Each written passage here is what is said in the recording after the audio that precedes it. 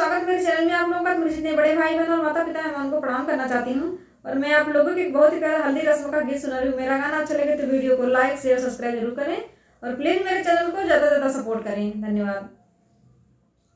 हमारे का